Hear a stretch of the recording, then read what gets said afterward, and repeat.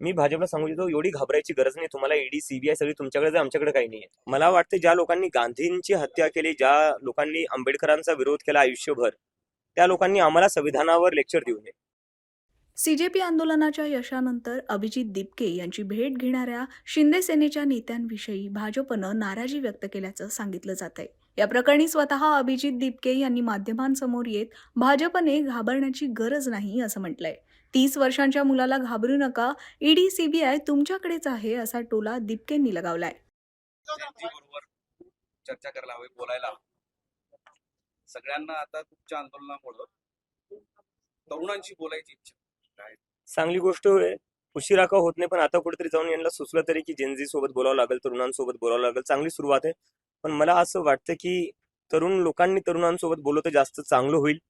कारण की तुम्ही जोपर्यंत यंग चेहरे पुढे आणणार नाही तोपर्यंत काही अर्थ नाही अशा डायलॉगचा, असं तरी मला वाटतंय.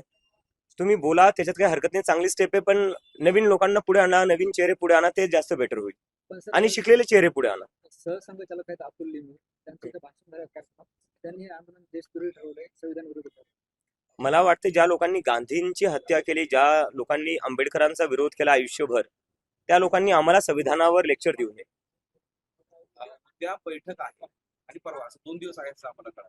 त्याचं बैठकीचं स्वरूप कसं आहे आणि कोण कोण येणार आहे, किती जण येणार आहेत ते बैठकीमध्ये आमचं जे आहे, जो आमचं जंतर मंतरचं आंदोलन झालं, त्या आंदोलनामधून काय शिकायला भेटलं आणि पुढे जाऊन काय काय चांगल्या प्रकारे करता येईल त्याचं आम्ही डिस्कशन करू. आणि पुढे जाऊन संघटन आम्हाला कसं देशभर वाढवण्यात येईल त्याच्यावर डिस्कशन होणार आहे. आणि पुढे एकूणच कॉक्रोच जनता पार्टीचा रोडमॅप काय असणार आहे त्याच्यावर आमचं डिस्कशन असणार आहे. किती दिवस बैठक असणार आहे? 2 दिवस. किती सदस्य आहेत? आमचे जेवढे स्पोक्सपर्सन आहेत ते येणार आहेत आणि बैठक 2 दिवस चालणार आहे. 6 तारखेला आम्ही ब्रीफिंग करू आमच्या जे काही बैठकीमध्ये ठरेल. दिल्लीमध्ये तुमच्या विरोधात फैजान अन्सारी नावाच्या इन्फ्लुएन्सने जे आहे तर ती FIR केलेली आहे. त्यांचं बोलणं हे आहे की पुण्यात आणि औरंगाबादमध्ये तुमच्या माणसाकडून त्याला मारहाण झालेली आहे. मला माहिती नाही तो कोण, so I won't comment on that. मला माहितीच नाही, मी काय बोलू. पण अशी तक्रार तुमच्या विरोधात होती. तक्रार आता माझ्या विरोधात भरपूर होतील. आता मी प्रत्येक तक्रारीवर काय बोलू.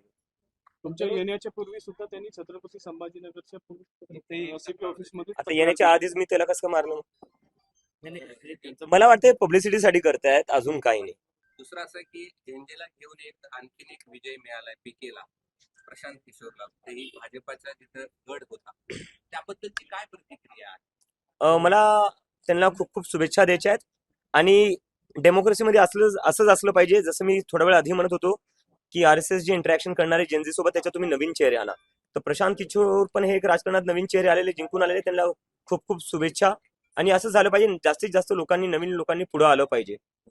बरं, RSS कडून आता मोहन भागवत नाही, बोललो. काय झालंय, मध्ये जे भेटीला येत आहेत वेगवेगळ्या पक्षाची लोक, राजकारणी लोक, त्यामध्ये शिंदे सेनेचे आमदार मंत्री येऊन इथे गेले. त्यावरून राज्यातल्या भाजप आणि शिंदे सेनेमध्ये वाद निर्माण झाला असं सध्या चर्चा सुरू आहे. की तुमच्या भेटीवरून त्या दोघांचं बिनस्तिक काय अशी स्थिती? आता 30 वर्षाच्या मुलापासून तुम्हाला एवढी भीती वाटते, मी काय बोलू याच्यावर. म्हणजे ते तर मला फक्त पर्सनली भेटायला आले होते आणि शुभेच्छा द्यायला आले होते. दुसरं तर आमचं काही बोलणं झालं नाही.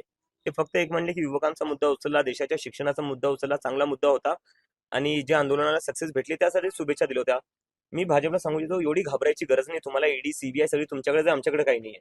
आम्हाला लोक पर्सनली भेटायला येतात आणि शुभेच्छा द्यायला येतात. असंही कळतंय की चर्चा आहे की शिवसेनेच्या लोकांनी, म्हणजे शिंदे सेनेच्या लोकांनी भेटायला जाऊ नये असं भाजपने सांगितलं. नाही, मी तेच म्हणतोय, भाजपला एवढी घाबरायची गरज नाही. ईडी सीबीआय सगळं तुमच्याकडे, आमच्याकडे काय. एक आणखी एक सोशल मीडियावर अकाउंट सुरू झाला, जसं तुम्ही सुरू केलं होतं, आरक्षण हटावा. मोठ्या प्रमाणात ते हॅशटॅग वगैरे सुरू करतात आणि एक आंदोलनाचा इशारा पण दिला जातो.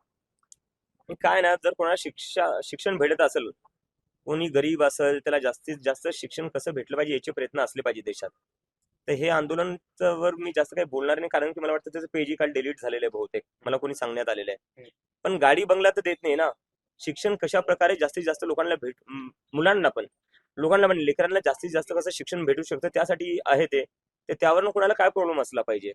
आपल्या देशाचा तर हाच प्रयत्न असला पाहिजे की ज्यांच्यापासून शिक्षण दूर आहे, ज्यांना इनऍक्सेसिबल आहे एज्युकेशन, त्या लोकांपर्यंत एज्युकेशन कसं नेता येईल आणि त्यांना एज्युकेशन कसं भेटेल याचेच प्रयत्न केले पाहिजे, तेव्हाच तर देश पुढे जाईल ना.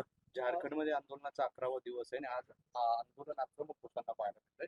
सरकार दुर्लक्ष करतंय असं विद्यार्थ्यांचं म्हणणं आहे. हो, माझं जे बोलणं झालं त्याआधी मला त्यांनी ते सांगितलं. परवाच माझं रात्री फोन कॉलवर बोलणं झालं आणि मला त्यांनी सांगितलं की त्यांना तिथं टेंटही लावू देत नाहीये, वॉशरूमची सुविधा नाहीये. एका प्रकारे जसं आम्हाला जंतर मंतरवर करण्यात आलं तसंच त्या विद्यार्थ्यांनाही करण्यात येते.